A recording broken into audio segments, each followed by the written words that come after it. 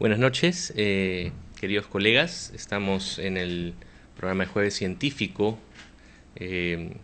transmitido por TV COP en el canal de la odontología. Y estamos agradeciendo y saludando a nombre de la Sociedad de Odontopediatría la invitación que nos ha hecho el colegio para poder compartir algunos aspectos sobre temas y tópicos relacionados a la odontología en niños y adolescentes.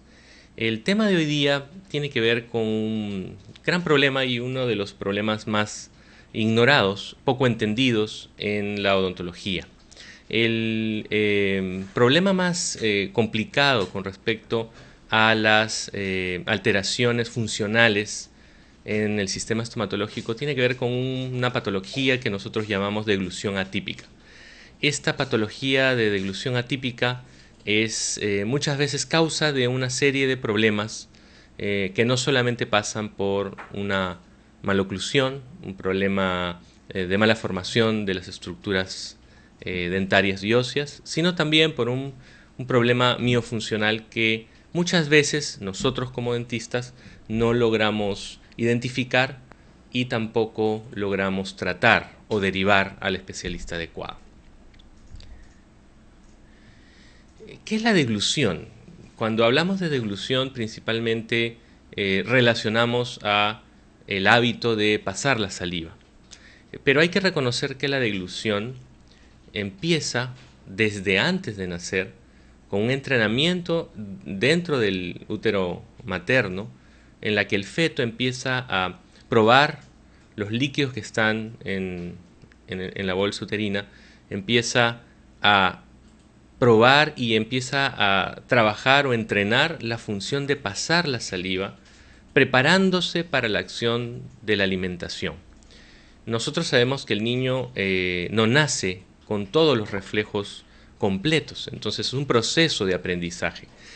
Y lo primero que pasa a nivel intrauterino es que el bebé, el feto, empieza a ejercitar la función de pasar el líquido amniótico, de succionar estos elementos que se encuentran dentro de la placenta para ir preparando su intestino hacia una función más madura durante el amamantamiento.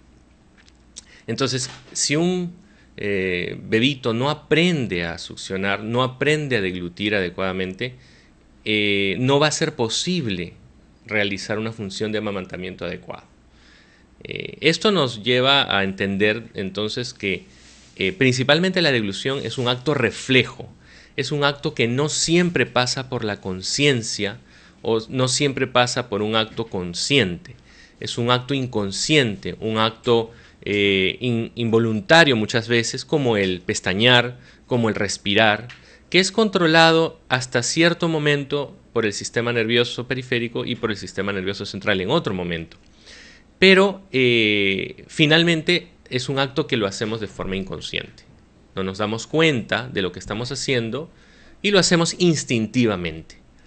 Este instinto es una forma en la que nosotros tenemos o hemos recibido en nuestro ADN para poder sobrevivir, para poder hacer frente a la vida y los peligros que tiene la vida. Entonces un bebé que no sabe succionar o deglutir no puede alimentarse adecuadamente y por lo tanto podría sufrir problemas durante el amamantamiento. Entonces este acto reflejo es muy importante para la alimentación. Si nosotros no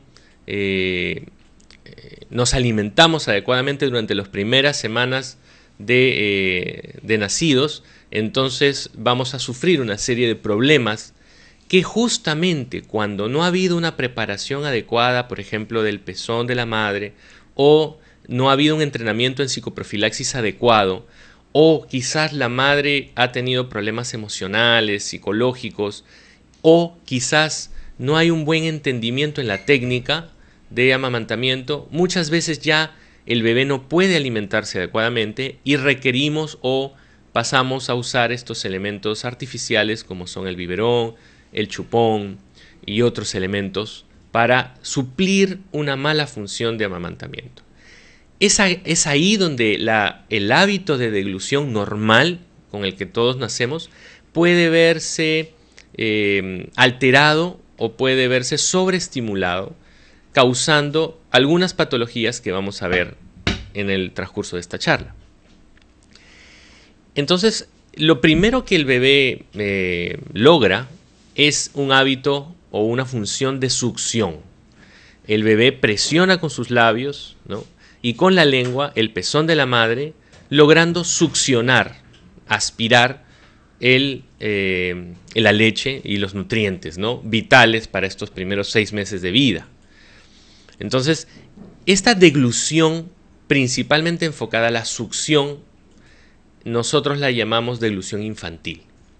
Es una deglución que todos hemos tenido, todos hemos pasado por ella, pero en cierta manera es una etapa inicial en el proceso de amamantamiento.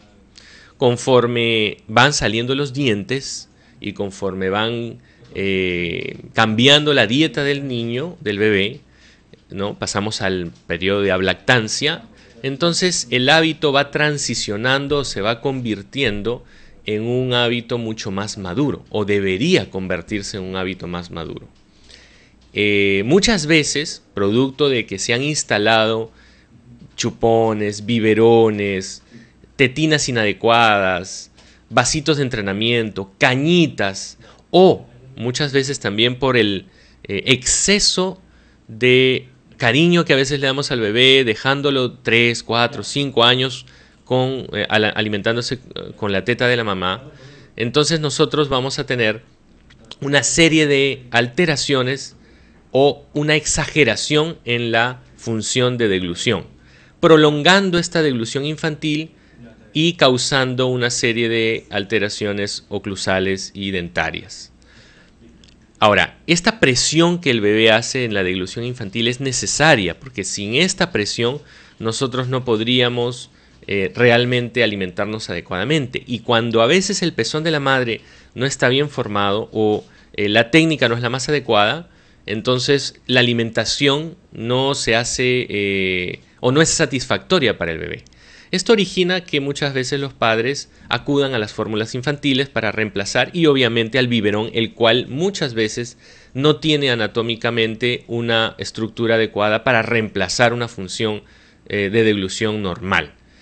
Esto hace que el niño no succione con la fuerza que requeriría, que sea mucho más sencillo para el bebé alimentarse, y crea una hipotonicidad en ciertas partes de la musculatura, generando principalmente una fuerza excesiva a nivel de los labios. Esto, si es transicional, puede ser rápidamente olvidado por el bebé, pero si permanece muchos años va a causar una serie de problemas y alteraciones de las cuales vamos a hablar más adelante. Entonces, a veces desconocemos como dentistas estos temas y no sabemos cómo orientar a la familia y a las madres con respecto a temas de alimentación, de lactancia, de ablactancia y de uso de estos elementos. Todo bebé tiene que llevar una transición entre lo que es una deglución infantil a una deglución ya de adulto. Este periodo de transición, según la literatura, puede estar muchas veces entre los 3 a 6 años de vida. Algunos autores mencionan que terminada la dentición decidua, terminados de erupcionar los dientes deciduos o primarios, ya deberíamos tener una deglución transicional o convirtiéndose en una deglución madura. Otros opinan que puede esto prolongarse un poco más, pero ya cuando tenemos una dentición mixta, entonces nosotros ya deberíamos tener una deglución de adulto. El problema es que muchos niños, muchos pacientes no presentan esta deglución justamente por los malos hábitos que se han generado desde bebés. Entonces, la presencia del odontopediatra y la presencia en general de la comunidad odontológica es muy importante, orientando a los padres, orientando a las madres para poder garantizar una buena función y que no se instale un hábito pernicioso en nuestro paciente. Algo que es importante recordar también es que la posición en la que nosotros podemos colocar al bebé a la hora de amamantar puede ayudar o puede estorbar en el proceso. Muchas veces al niño lo recostamos o hacemos que tome prácticamente echada la lactancia, ¿no? Que se alimente casi echado. Y hay algunas literaturas que comentan que sería mucho más adecuado colocarlo en una posición ortostática, casi sentado sobre las piernas, con la cabeza hacia arriba y la mirada levantada. De esta manera la mirada la tiene relacionada a la madre y la posición de la boca es mucho más adecuada para lograr una mejor succión. Siendo que es un acto reflejo, entonces lo primero que vamos a notar, el primer cambio que vamos a notar es que conforme va llegando esta transición a la deglución del adulto, la lengua va tomando una posición más superior. Es decir, que la lengua que antes estaba más o menos pegada a nivel de los labios, presionando el pezón, debería subir para ubicarse entre la papila palatina o entre las rugas palatinas y dejar la fuerza de los labios hacia los músculos ya masticadores y los músculos más posteriores. Entonces, una deglución de este tipo va a ayudar muchísimo a evitar que la fuerza muscular se descompense y va a dejar lo que nosotros llamamos un pasillo de Thomes, que no es otra cosa que la zona neutra donde se equilibran las fuerzas tanto de los músculos externos como de la lengua para evitar alteraciones dentarias y maloclusiones. El problema viene que cuando hay una alteración en la función de deglución o la deglución infantil se prolonga por muchos años, lo que nosotros vamos a observar es que la lengua se proyecta hacia adelante inadecuadamente, los labios se contraen o muchas veces ya se instalan otros hábitos dentro de la deglución que van a causar principalmente una serie de maloclusiones y alteraciones dentarias. Muchas veces el paciente llega a la consulta preguntándonos sobre los problemas de apiñamiento o de una forma inadecuada del maxilar.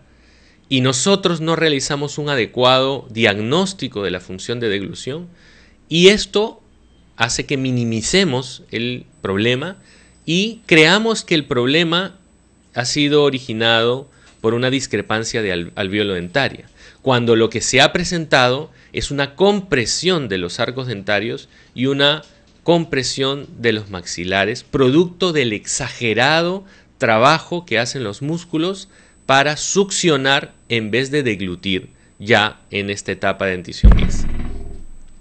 Algo que también debemos recordar que una deglución de adulto no se relaciona o no está involucrado el mentón o el músculo de la borla del mentón, ni tampoco el labio inferior.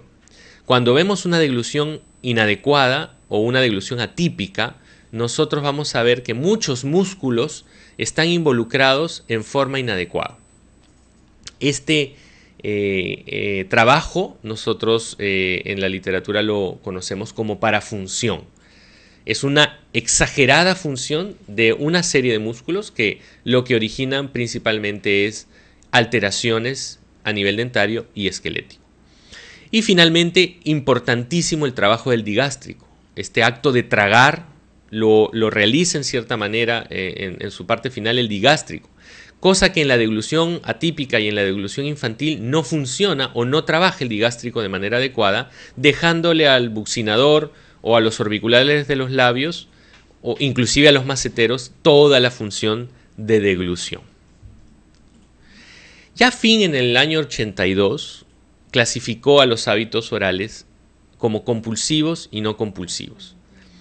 Es decir, que aquellos hábitos que son compulsivos tienen más duración, más fuerza y por ende tienen mayor facilidad de causar alteraciones dentarias y esqueléticas.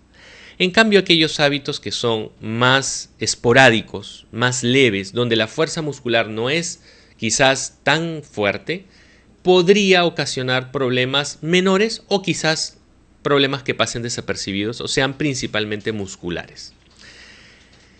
Muchos de los hábitos vienen o están relacionados a una falta de amamantamiento. Hay muchos problemas psicológicos, funcionales, problemas de parto prematuro, etcétera, donde inclusive la actividad tan intensa en que las madres laboran actualmente, dejando muchas veces a sus hijos solos en casa y privándoles de la función de lactancia por las responsabilidades sociales, hacen que el bebé no lacte correctamente o no tenga un contacto suficiente con la madre. Por lo tanto, el bebé va a buscar un reemplazo necesario, sea este el dedo, sea este el chupón, sea este un biberón. Y esto hace que pues la función normal con la que todos nosotros nacemos no se pueda desarrollar adecuadamente. En cambio, hay otros pacientes que, añadido a estos factores, pueden tener desórdenes psicológicos o problemas familiares que en cierta manera busquen compensar con la introducción de algún hábito. Entonces, estos hábitos compulsivos también nos tienen que llevar a la reflexión de que puede ser que haya una familia disfuncional o un problema psicológico que el niño no está enfrentando adecuadamente y nos amerite una interconsulta con un colega psicólogo para descartar algún problema que pueda estar empeorando la función deglutoria.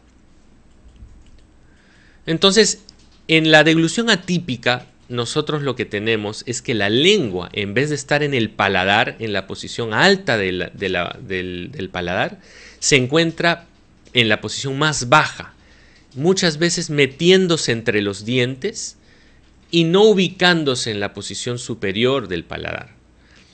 Esta es la primera característica que nosotros debemos buscar en un examen clínico, en un análisis clínico. Vamos a encontrar que la lengua no está arriba en el paladar, sino proyectándose entre los dientes. Cuando le pedimos al paciente que pase saliva, vamos a encontrar que la lengua se mete entre los espacios interdentales, haciéndose visible. Muchas veces estos aspectos pueden ser leves, lo que nosotros llamamos una deglución atípica simple o tipo 1. Pero ¿qué pasa?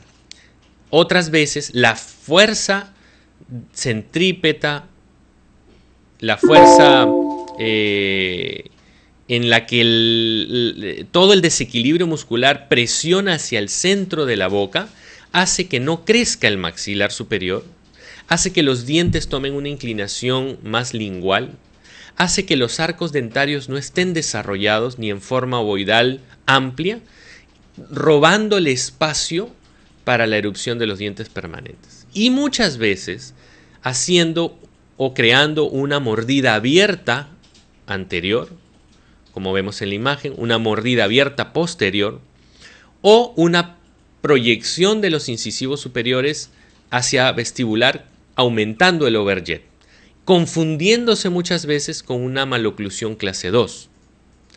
Entonces, nuevamente, un diagnóstico correcto empieza desde el análisis de las funciones masticatorias y en este caso de la función de deglución, antes de pensar en instalar un tratamiento radical o un tratamiento de extracciones.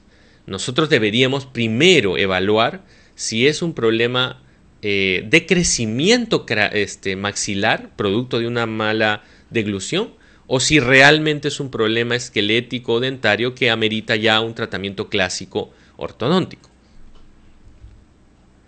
Entonces, una de las principales complicaciones de la deglución atípica tiene que relacionarse o se va a referir a un hábito de interposición lingual.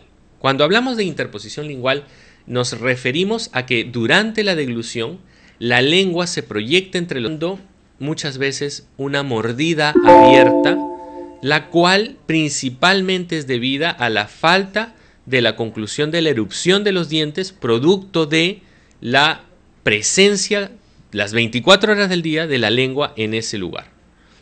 Tenemos mordidas abiertas anteriores, mordidas abiertas posteriores y combinadas.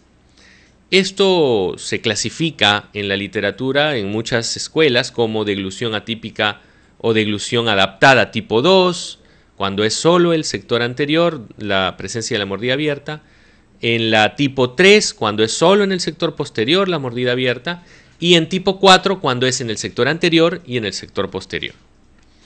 Entonces, si nosotros analizamos el problema, nos vamos a dar cuenta que la función está alterando la formación de los maxilares y de los arcos dentarios.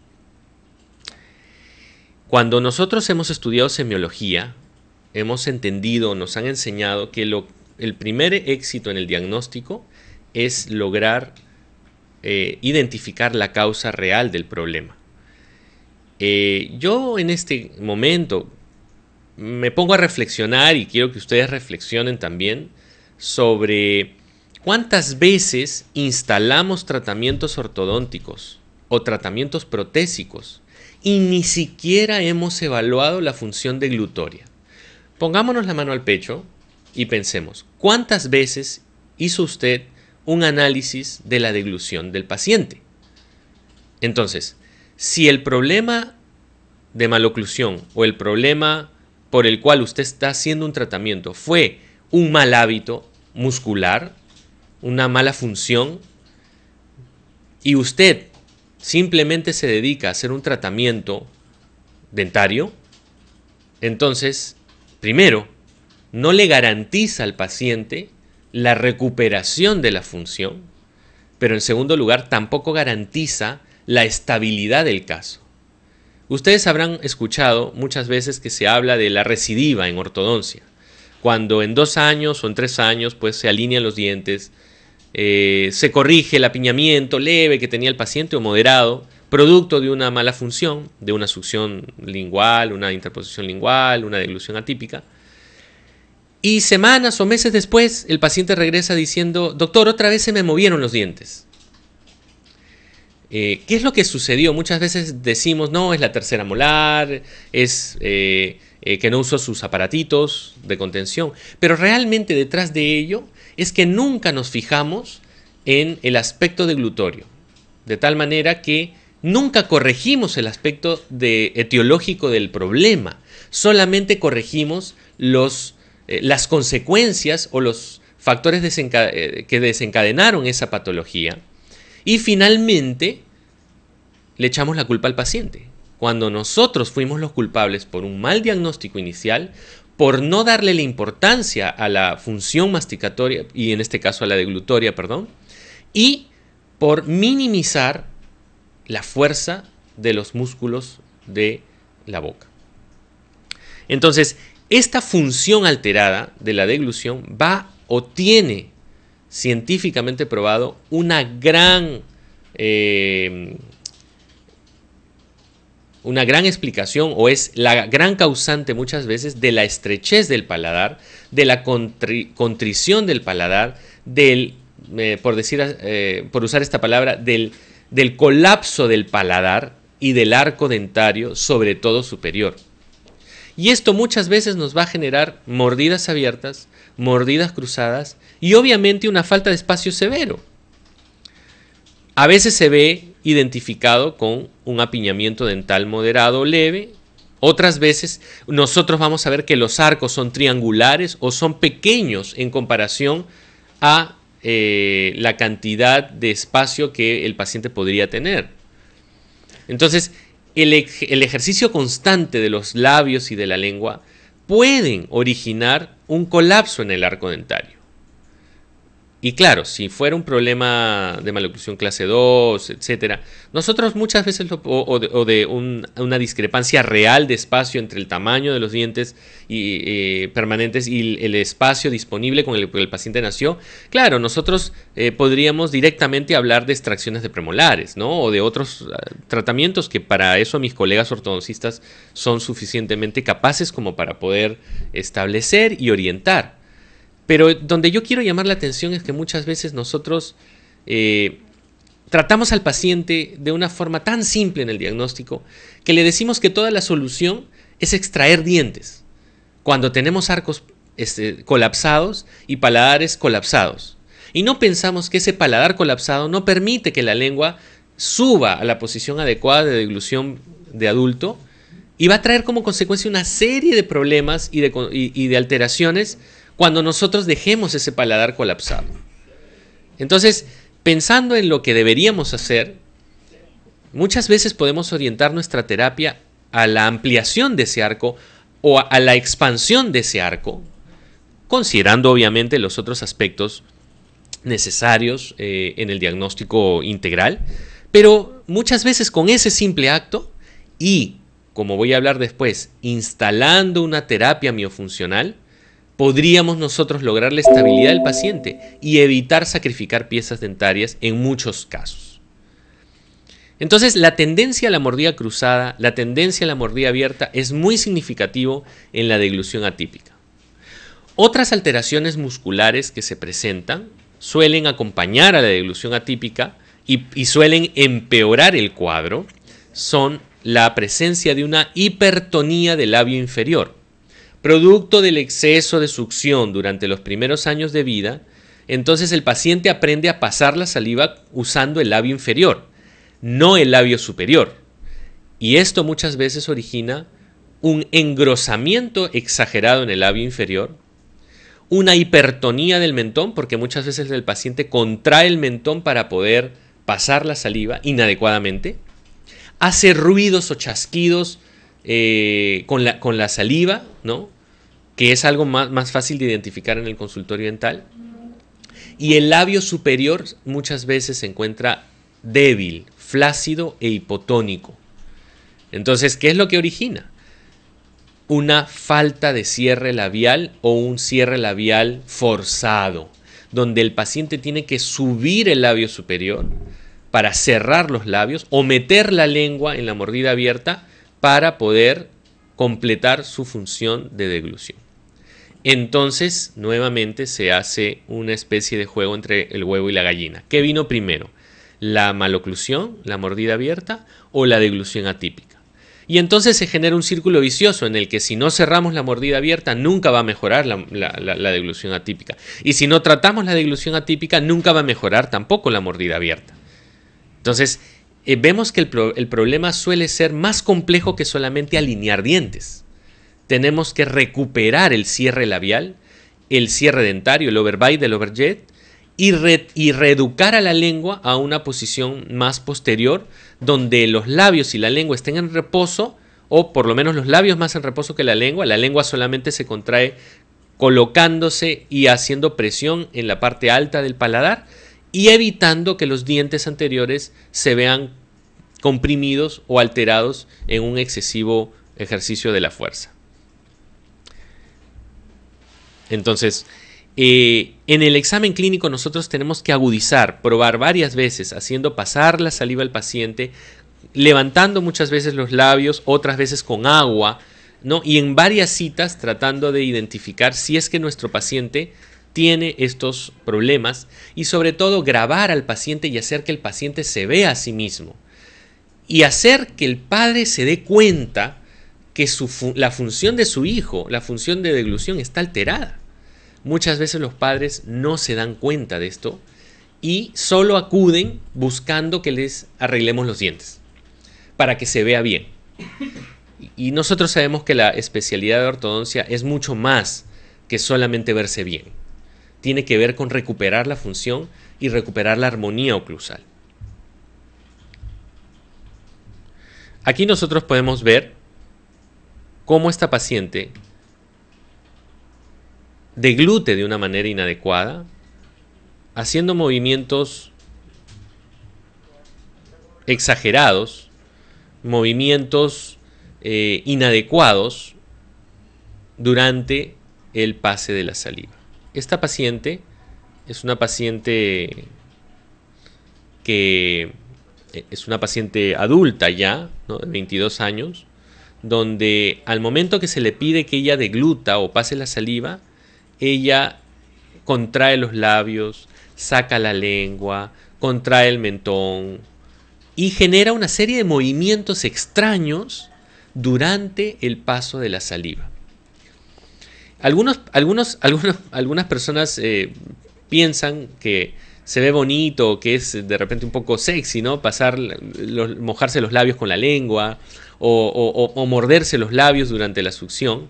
Y a veces eso pasa inadvertido, pero durante una evaluación clínica nosotros vamos a darnos cuenta que si el paciente cada minuto o cada 2 minutos está mordiéndose los labios, mojándose los labios, chupándose el labio, contrayendo el mentón y moviendo los orbiculares, eso ya no es adecuado, eso ya no es normal.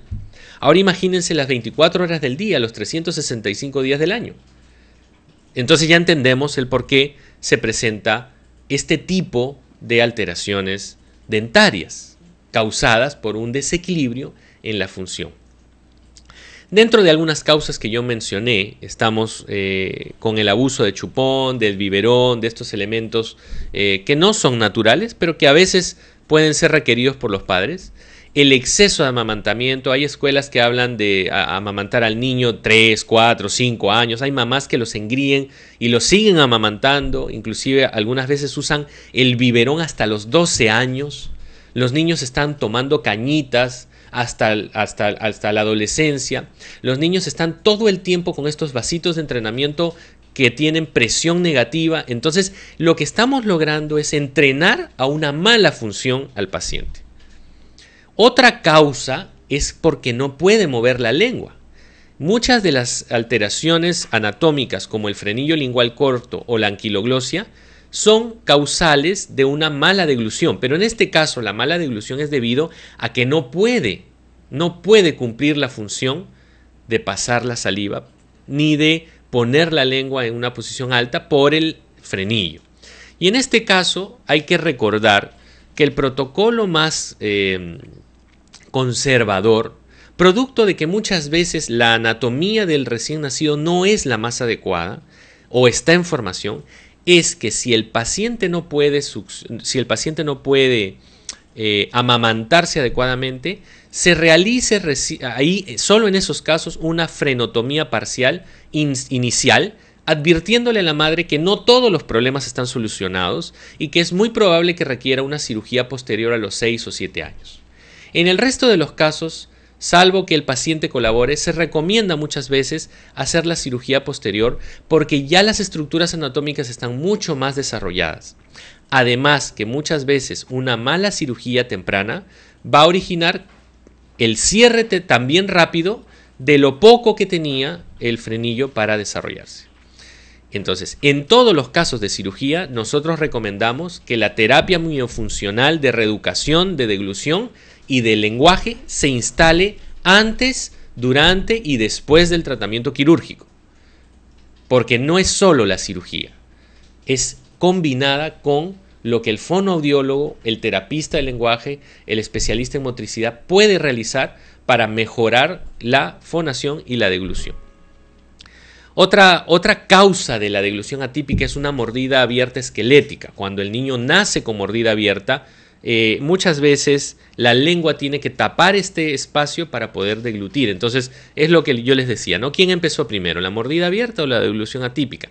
Pero realmente ambas se retroalimentan, impidiendo que mejore las condiciones del paciente.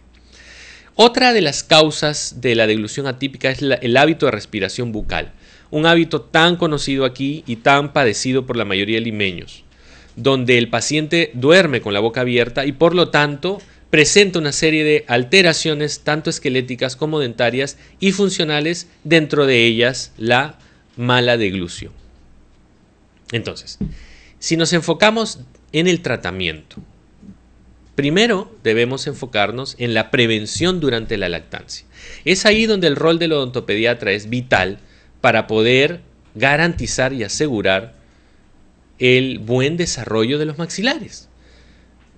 Entonces, el consejo que nosotros le demos, tanto el pediatra como el odontopediatra, como cualquier profesional de la salud, sobre lo que debe o no debe hacer durante la lactancia, es muy importante para garantizar un buen desarrollo dental. El niño de año y medio, de 2 años, ya puede tomar con un vaso sus líquidos. No necesita un vasito de entrenamiento. El vasito de entrenamiento lo necesitamos los padres, para estar más tranquilos de que el niño no derrame el jugo, porque queremos que el niño tome el jugo echadito, porque queremos que el jugo no se caiga en la lonchera. Pero en nuestros antepasados no habían vasitos de entrenamiento, no había chupones, no había biberones. Y la sociedad humana siguió viviendo y siguió desarrollándose normalmente. Nadie murió, salvo aquellos que tenían alteraciones severas para amamantarse y buscaban una madre sustituta para poder amamantarse, o buscaban algunos aditamentos como bolsas especiales para poder dar de lactar al bebé. Entonces, tenemos que entrar en conciencia de que nuestra sociedad engríe demasiado a los niños, y es el padre el que necesita dejar de escuchar a su niño llorando, o es el padre el que quiere ponerle el chupón para que el niño no llore. El lenguaje del niño es el llanto. El niño llora porque tiene hambre, porque está sucio el pañal o porque algo le duele. Y la misión del padre es atenderlo, no es evitar que llore. Entonces muchas veces nosotros nos confundimos y sobreengreímos a los niños y les hacemos un daño con respecto a la deglución. Entonces, retirar adecuadamente el chupón, eliminar o cortar la tetina del biberón en el momento adecuado puede ayudarnos muchas veces a eliminar este hábito, y cortando rápidamente este hábito al año, año y medio, el niño ya tiene que empezar a tomar en un vaso tal cual nosotros lo tomamos y enseñarle a tomar los líquidos sentado y no echado en la cama. Entonces, muchas veces somos nosotros los culpables de que los pacientes de nuestros hijos, los niños que crecen en esta sociedad moderna, sufran de deglución atípica. Cada día me sorprendo en la consulta privada la cantidad de deglución atípica que veo en comparación a años anteriores. Yo no sé si es porque ahora veo más de lo que veía antes, porque cada dentista con el tiempo de trabajo agudiza sus sentidos, o porque si cada vez más los padres están abusando de estos elementos para satisfacer necesidades que deberían ser satisfechas de otra forma en sus hijos. Muchas veces el padre sale a trabajar, la madre sale a trabajar, y lo primero que hace es dejar a la nana. Y lo que hacen es ponerle un biberón y ponerle un chupón para que supla la ausencia del padre o de la madre, ¿no? Entonces, todos estos aspectos tienen que ser considerados durante el tratamiento preventivo. Lo siguiente que debe ser considerado es la necesidad de muchas veces cortar el hábito a través de aparatos ortodónticos, rompehábitos y reeducadores. Y finalmente, la terapia de motricidad o la terapia miofuncional. Hay que reeducar al niño a nivel muscular y a nivel funcional. Y la reeducación empieza por una concientización de la función que normalmente la hacemos en forma inadvertida, en forma inconsciente, hacerla consciente para entrenar a la lengua a través de varios ejercicios sobre una nueva y correcta forma de deglutir. Es ahí donde muchos ortodoncistas, donde muchos dentistas, donde muchos colegas tiran la toalla porque el paciente es difícil de tratar, los padres no colaboran, no acuden a la cita con el fonoaudiólogo, no hacen los ejercicios, y entonces lo más fácil es alinear a través de aparatología, y a veces es necesario hacerlo de esa manera, pero advirtiéndole al paciente que si el paciente no colabora en el tratamiento funcional, de nada sirve nuestro tratamiento ortodóntico o nuestro tratamiento interceptivo, porque va a recidivar y porque el paciente siempre se va a quedar con esa mala función.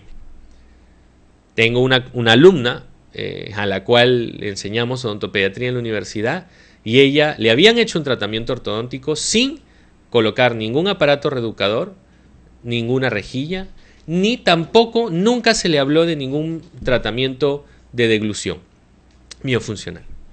Entonces la paciente nunca cerró la mordida abierta anterior, siempre se quedó con la mordida abierta anterior. Y ya en la universidad, hablando con ella habló con otro ortodoncista, y este colega hizo un buen tratamiento incorporando un tratamiento miofuncional para corregir la deglución. Entonces, es importante que tomemos conciencia.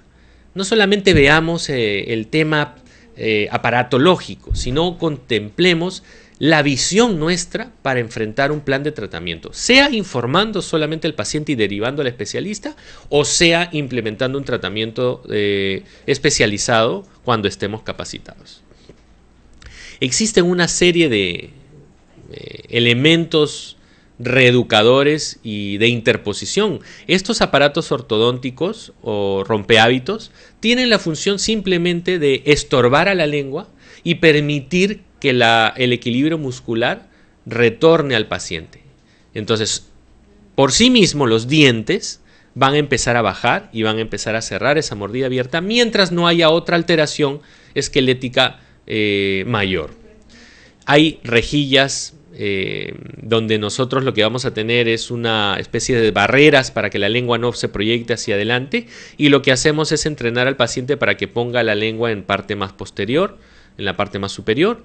Hay unas especies de rejillas tipo garfio, donde estas puntas o estas púas no cortan al paciente, no hacen ninguna lesión porque son romas, pero lo que va a pasar es que la lengua, cuando se trata de ubicar a nivel de los al borde incisal de los incisivos, choque con estas puntitas y le sea incómodo al paciente colocar ahí. Y lo que va a verse obligado el paciente es a llevar la lengua en una posición más superior a nivel del paladar. Es un aparato que muchas veces hay dentistas, hay padres que lo ven y dicen, doctor, ¿cómo voy a poner esto? Esto es una tortura, esto es algo exagerado. No se dan cuenta que muchas veces estos aparatos propioceptivos son más útiles en reeducar a la lengua, porque realmente no cortan, no lastiman, lo único que hacen es estorbar, es dificultar la comodidad que tiene el paciente para poner la lengua en la posición más alta. Y cuando tenemos cosas o mordidas abiertas mucho más severas y fuerzas musculares mucho más severas, ya nos vemos en la obligación de poner rejas tipo barrote, ¿no? Donde la lengua no puede simplemente entrar en la boca. Entonces hay diferentes tipos de formas de rejillas que sirven desde para las mordidas abiertas anteriores hasta las más posteriores, ¿no? Y todas estas pasan por el mismo principio: evitar que la lengua entre, permitiéndole a la musculatura y a la dentición recuperar la posición normal a la cual Dios la creó y donde realmente iba a erupcionar si es que no hubiera entrado la deglución. Otro elemento importante para los labios inferiores es este aparato funcional llamado lip bumper, que es un entrenador de labio, que es una barrera o un escudo labial, que lo único que hace es evitar que el labio lingualice los incisivos y permite, entre otras funciones, recuperar el espacio y también mejorar la disponibilidad de espacio, porque tiene a largo plazo una función de distalización o distoinclinación de las molares permanentes. Estimados colegas, espero que les haya gustado esta discusión de estos acápites, ¿no? sobre deglución. Quizás solamente mencionar que nuestro esquema terapéutico tiene que estar relacionado principalmente a observar correctamente, a tener un buen diagnóstico, a prestarle atención a la necesidad de un correcto análisis de la función de deglución, la cual es bastante difícil para el ojo no entrenado evaluar, y intentar incorporar, sea un tratamiento preventivo, ¿no?, atacando las causas de este problema, o un tratamiento interceptivo a través de rompehábitos, o ya un tratamiento ortodóntico más complejo para solucionar problemas que no hayan sido resueltos. Siempre recordando que la función debe ser atendida y debe ser corregida a través de la terapia de motricidad o la terapia miofuncional. Nosotros creemos que si no instauramos estos tres aspectos dentro de la terapia, la parte preventiva, la parte interceptiva y la parte de reeducación, muchas veces tenemos que ver el fracaso de los tratamientos o que el paciente nunca recupere o nunca logre una función adecuada, y poniendo en riesgo todo lo bueno que hayamos podido hacer para con el paciente. Les agradecemos por su compañía. A nombre de la Sociedad de Odontopediatría les agradecemos por esta invitación, por poder compartir estos aspectos necesarios para nuestra vida cotidiana en la práctica profesional. ¿no? Al mismo tiempo invitarles a nuestros principales eventos. Como sociedad tenemos un simposio del adolescente donde vamos a ver los protocolos de tratamiento médico odontológicos en el adolescente, toda una visión de excelentes especialistas que se va a realizar en el auditorio de la Universidad Cayetano Heredia el 18 de julio de 8 de la mañana a 6 de la tarde. Las inscripciones están abiertas y el curso internacional en agosto, 8 y 9 de agosto, donde se va a desarrollar el tema de tratamiento de los traumatismos y las alteraciones traumáticas en el niño y adolescente. Esto va a ser en el Hotel NM de Lima, y también pueden entrar a la página web de la sociedad www.spo.com.pe, ¿no? Donde pueden observar y leer toda la información, o escribirnos al correo spodontopediatria@gmail.com. Gustosos como sociedad para poder orientarles y poder también comentarles nuestros programas científicos para este año. Y bueno, pueden también entrar a la página web del colegio y a través del colegio tener la información del desarrollo de nuestra sociedad. Muy bien, les dejamos para continuar con la programación de TV COP y poder seguir disfrutando de compartir estos aspectos científicos. Muchas gracias.